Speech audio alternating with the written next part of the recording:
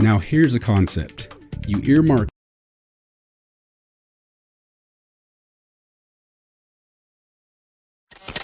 It's the Full Court Press with Eric Franson and Jason Walker. Welcome back to the to the show that we're doing right now. Following the local teams, breaking down the biggest games with in-depth analysis and team interview. Join the show by calling into 435-752-1069 or text 435-339-0321. It's the Full Court Press. Throws, answer, yes! Caught! Touchdown! They did it!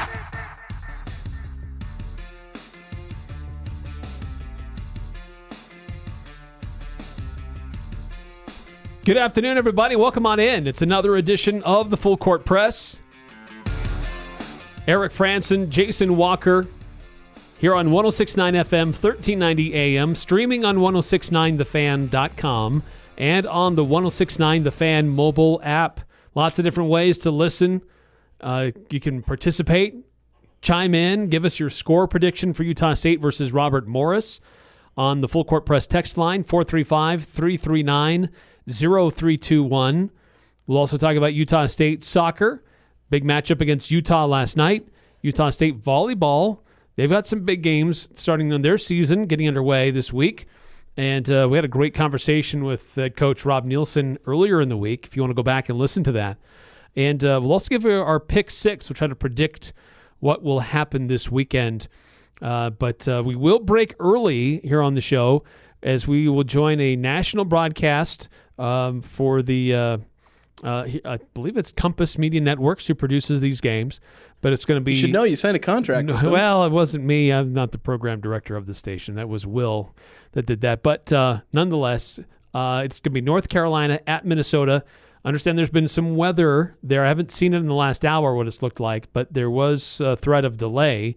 But nonetheless, we're still going to break away a little bit earlier in the show to join that national broadcast is college football kicking off. Now, there was week 0 last week, and there were 4 games that took place. 3 of those 4 involved Mountain West Conference teams. Yeah. And there's some football tonight, as mentioned. And besides that game, though, there's some other games involving Mountain West teams or teams from our area, with San Jose State involved, taking on Sacramento State, and I believe the Spartans are only 1.5-point favorites in that one. That's a little rough there for San Jose State. Not the greatest moment for Mountain West teams against FCS teams, because you have New Mexico literally losing. Hawaii won, and they won, 35-14, I want to say? Yeah, they won with a 35-14, yeah. Yeah. Yep. Of course, they were 40-point favorites, and they won by 21. Nevada had a lead and then just totally at least that was to an FBS team. Yes, totally fell apart in the fourth quarter. And they were 25-point dogs in that game, so they overperformed. True. So we'll give Nevada credit for that, even if noting the fact they probably should have won that game in the end, given what happened during the game itself, not necessarily pre-game expectations. But yeah, and technically college football already started. We've got a bunch of games going on right now, none of them involving Mountain West teams, but that will end up happening. I think the San Jose State game is at 8, and it's on True TV and Max, which is interesting. Yeah, but we got University of Utah, one of the local teams in the state of Utah, playing Southern Utah, their opponent, hosting them, and they're also 40-point favorite. 7 o'clock tonight on ESPN Plus for that one. But speaking of the Utes, the Utah State Aggies have struggled getting wins over the Utes in soccer. And was it 7 straight? Yeah, I believe it was 7 straight losses dating back to 2016. They'd been outscored 15-1 in those games. It made it a little bit closer during the Manny Martins era, where in 3 times they'd faced the Utes under Martins, they'd only lost by 1 on every occasion. Once it was 2-1, then a couple others it was 1-0, and 2 of those were actually at home. So even when Utah State was making its climb, as Manny Martins has built this program into a bit of a powerhouse, they still couldn't beat the Utes. Like in the same span where they lost to the Utes 3 times, BYU, the team that was ranked number 1 last year, has been to like 1 or 2 Elite Eights and like a Sweet 16. Aside from that, like they've been in the NCAA tournament and deep in the NCAA tournament. Utah State has 2 wins against that BYU team. They have a winning record against a far better program than the Utes. Of course, the Utes are no slouches themselves. They've been a decent program in the Pac-12, now in the Big 12. But yeah, the Aggies just couldn't get over that hump, but they finally did. Down in Salt Lake City, in what was a good match. I was watching it. Scoreless first half. Yeah, scoreless in the first half. Both teams got a couple of chances. Utes nearly stole one in the literally dying seconds of the half. Like they missed a shot, and then the clock hit 0 after that. But then the Aggies managing to get on the board 58th minute. And it was a clinical play and clinical finish from the Aggies.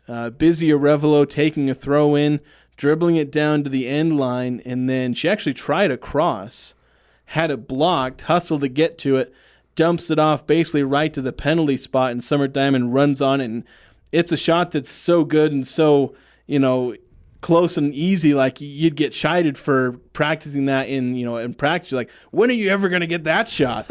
But Summer Diamond runs up on it, and she has the entire frame of goal to play with, and she hit it so well she started celebrating before the ball went in because she knew it was absolutely flawless. Tucks it in on the left side, just inside the post. No goalkeeper had no chance, and that put the Aggies up 1-0. And this is what it sounded like. For the Aggies here. Although the Utes finding some traction on the offensive end. Good throw sent in. Granger. Ball sent in and finishes. Summer Diamond puts it in the back of the net. And that was what, the 58th minute? Yeah, 58th minute, almost 59th minute, 57 minutes, 54 seconds. Officially, where Busy Arevalo gets the assist. Shades of her assist that she had in the first goal that was scored by Utah State against Texas Tech, although Tess Wirtz, I think, was on the other end of that kick. Of course, that goal was, that kind of broke things open for the Aggies a little bit, finally getting through what was a tough Utah defense, really making things difficult. But then 5 minutes later, you end up with kind of the surprise of the match from the Aggies. Olsen to throw. Finds Day just wide open. Sends one into the box. It's got good air. And it scores! Oh my goodness. Again, just too much time. Well, she sent that, and it just lofted. Rainbow shot from, 30, 40 yards out? Yeah, it's hard for me to know exactly because she's like on the far sideline there, and she's, 20 yards away from like the top corner of the penalty box. So but a long ways away. Wasn't even really shooting because she was aiming for the back post. And I forget who it was that was maybe on the other side of it. I can't remember if it was Kaylee Chambers or someone else. But it was Alex Day. If you didn't hear that on the call, she was just lofting it in, trying to get to the back post. But it's one of those where sometimes you hit it across so perfectly, it just goes in the goal because she hit the inside of the left post. The goalkeeper it was a goalkeeper error kind of is how this goal came about because she goes up for last second thinking, I should grab this, which she should have grabbed it out of the air from the go because the ball got put on frame and right. Goalkeeper should have just gone up and grabbed it, but she misplays it, bounces off the top inside part of the post and just rolls in on the other side. So it was an absolutely perfect shot, perhaps unintentionally so, from Alex Day, and she nets her first goal of the season.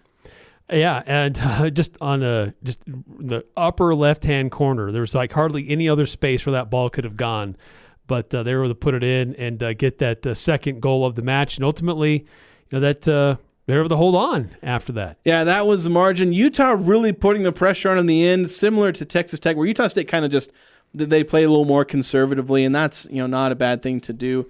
Of course, they only end up allowing, I think, 5 total shots from the Utes. 6 total shots, 5 of those in the second half. So you can kind of see where that's Utah State packing in a little bit. The other team's going to possess a little bit more. the other team's going to get a few shots, but only 3 shots on goal the entire game. And actually only one of those shots on goal by Utah was in the second half. So more shots, but no real quality chances for the Utes late, even though they possessed a little bit more as the Aggies were going conservative. And Shea Kircher-Pratt, the sophomore, I'm just going to go with sophomore because that's what they keep calling her. Right. So yep. Even though she was a redshirt last year as a freshman. So she gets her 3rd shutout now of the season in her 3rd straight start. And, the Aggies have yet to allow a goal this season. They've outscored their opponents 11-0. Bonkers. Yeah. It's awesome. At this same point last season, they had 5 goals as a team. All of those were in one game. They went 5-1 against Weber State in the season opener last year. And through 4 games, they still only had 5 goals. They have 11. Very different scenario this year. By the way, USU Soccer sharing a photo of Sam Merrill, who was in attendance. Yeah, him and his wife, were there. But afterwards, courtesy of Utah State, sharing this on their social media accounts, Manny Martins talked about the win and beating Utah in Salt Lake City last night. Well, I kind of knew that there was, we were going to have to ride out the fact that there was something new in the environment, right? We were ranked for the first time, and it took us a half to get used to it and just wear it. So we had probably a worse half of soccer we had was our first half, but the good thing is we still stayed true to our identity. I think they had 1 shot at the dying seconds, which was an error on our part. So I think once we got to halftime and realized that nothing changed with being ranked, we were able to be us in the second half, and it was a different game. And 2 great goals. We had players that their personalities started to come out again, and it was fantastic. It was exactly what we wanted to do. And really impressive. As much as I say that's part of our identity. We've been building this for 3 years now. This is going to year 4 now. It's still impressive because we're playing great competitors. And the thing is not just that we're not conceding goals. We're not really conceding many chances.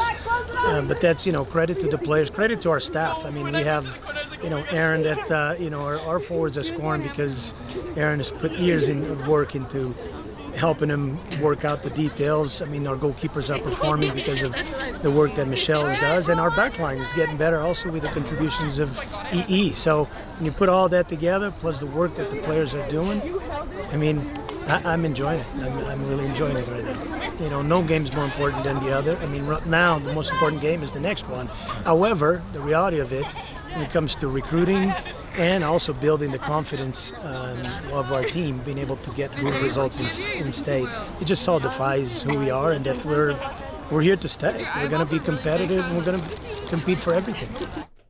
So there's Manny Martins after the game, after the win last night. Utah State taking down the University of Utah 2-0. And 19th ranked Utah State. The tour of Utah is just getting started. Yeah, they're going to take a trip to basically every field in the state of Utah. Next up for them in Provo, they're going to take on BYU. Of course, the Cougars reeling a little bit. Struggling right now. At one point, they were ranked 3rd in the country. I think that was their preseason rank. They dropped one to 4th. After they beat a ranked team, they dropped to 4th. I don't know how that works. But then they tied to I suddenly forget who they tied with. But then they lost their first game of the season. Of course, it was to number 3 UCLA, so won't fault them for a loss, but they did lose.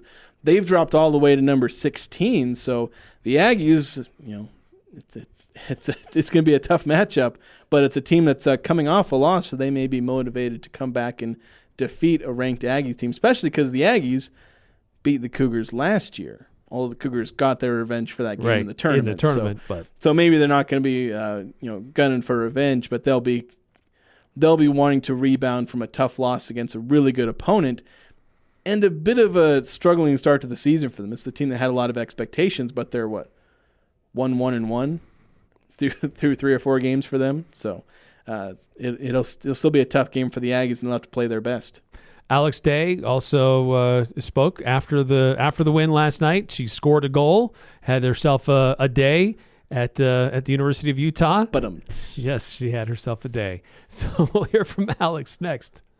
This team is honestly amazing. The girls on it are beautiful human beings and also great soccer players. I think we're all very talented. We connect on the field very well, and I'm excited for what is to come. First half, we didn't come out as well as we could have, but the second half we definitely came out stronger. Our press was a lot better. So it was a throw-in. The other team was not really paying attention, so I saw an opportunity for a quick restart, and Kylie Olsen threw me a perfectly amazing ball to my feet. I took a touch, I bent it, back post, and it was in. And I was so happy.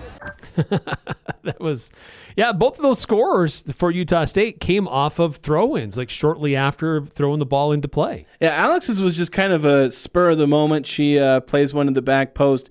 It's really fun. It'd almost be nice to do like a video breakdown, because the one with the Summer Diamond was perfect because it was a throw-in perfectly in front of Busy Arevalo to where she didn't even have to take a touch initially off the throw-in. Gets it in stride. Yeah, takes it in stride, going downhill into the box, and then it sucked all the defenders down in basically to the 6-yard box. And you had 4 defenders covering, 2 people in the box plus Busy, who had the ball on the wing. And then Summer Diamond was just kind of all alone. She was at the top of the box, and I think Busy just kind of happened to look up and just, kind of happened to see Summer at the top of the box, just dumps it off, again, right to basically the center of the box there. And the closest defender to Summer as she was running up to it was like 5 or 6 feet in a couple of different directions. But right, she had a lot of space. All the space in the world. Like I said, the way she got to run up to it, she had the entire frame of goal to play with. And you dream of that situation as a scorer. And she absolutely took advantage of it. Like, I don't know if she could have placed that ball any better. She could. There's a wide margin of error for her, and she still didn't take any of it. She slid it right into the perfect spot. And she spoke, and I don't know who she was speaking with, but I think just this ID there. Yeah, they're media people, and they shared that on social media last night as well. I think first half, we obviously played pretty well. I just think it wasn't up to the standard that we wanted it to be, so we went into halftime, worked out a few things, and second half went out rolling, and it was awesome. Got 2 goals, so pumped. Yeah, I think everyone's just high pressure and then winning the ball. Busy obviously beat like 2 defenders. Great ball back. It's my role to get to the top of the box there, wide open, and when she plays a perfect ball like that, all you got to do is tap it in, so it worked out perfectly. So when you grow up in Utah and you're looking at these schools and wanting to play college someday, you dream of this environment of rivalries and stuff, so getting the win is amazing and it feels great, and to do it with the team is the best thing ever. So yeah, exciting win, and Summers had a great year here, start to the season for Utah State with several big key goals in Hawaii, and surely she's been a factor in almost every game so far this season. Yeah, 3 goals on the season, only behind Tess Wirtz, who has 4 for the Aggies. So, and those are 2, like her, she was a freshman last year and was playing a big role in the offense. Now as a sophomore, her and Tess Wirtz, I think, are going to be kind of your 2 leading goal scorers for the most part this season, and both are off to a fantastic start where I think both of them have met or just about exceeded their entire goal scoring totals from last year. I think Tess Wirtz had 3 last year, and I think Summer had 4, I think. I'd have to double check that. But yeah, they've exceeded basically all of what they've done last season, and we're 4 games in. So great stuff there. All right, got to take a break here on the Full Court Press, but when we come back, pick 6. We'll try to predict what will happen this weekend. I have 3 lines. Jason has 3. We'll throw in a tiebreaker, just an extra point to see what happens this weekend. Next, here on the Full Court Press. Now here's a concept. You earmark 1/3 of your profits to go back into the community, to local charities. Dex Imaging does that. My name is Anthony Wagoner, and I'd like to share with you what I know about Dex, the company that acquired Valley Office Systems. Dex Imaging is committed to continuing quality customer service while raising the bar to become a strong community partner. Join us in creating the brightest image for tomorrow. Contact us at deximaging.com. This is Brent Wallace with Cache Valley Bank, and we understand that concerns about fraud can weigh heavily on you. Your peace of mind is important to us. That's why we're committed to looking out for you and your family.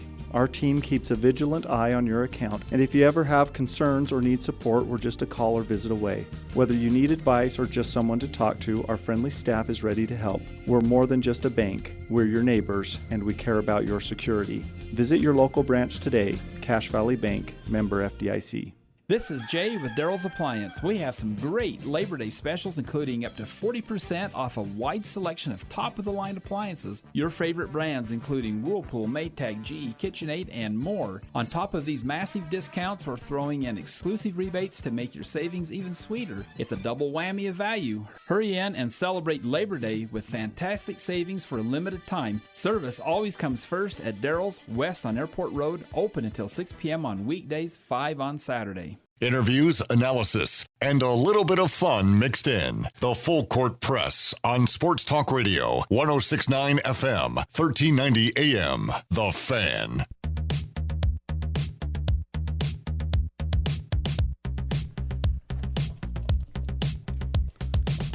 Crystal Vision has glasses that will fit your style, and they have the professionals that make sure that not only is your prescription right, but that the glasses look right on you. So stop in today with your prescription.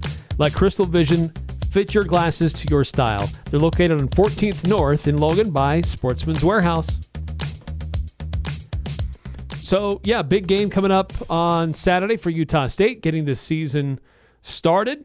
Utah State versus Robert Morris. And we try to predict what will happen on the weekends. We like to call it Pick 6. I have 6 lines. Jason has 6 lines. 3 lines. Oh, excuse me, 3 lines. The total 6 altogether. And then a PAT for good measure. And try to predict what will happen this upcoming weekend.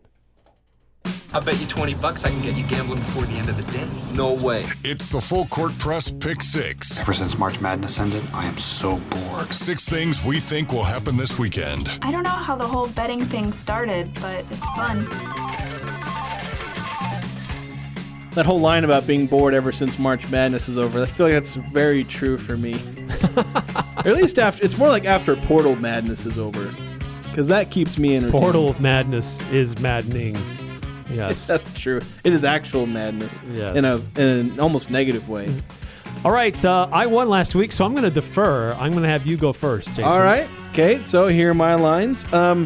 Explosive plays by Utah State against Robert Morris, which I'm going to go by the definition that kind of their stat broadcast uses, which I think is 15 yards on a pass play, 10 yards for a run play.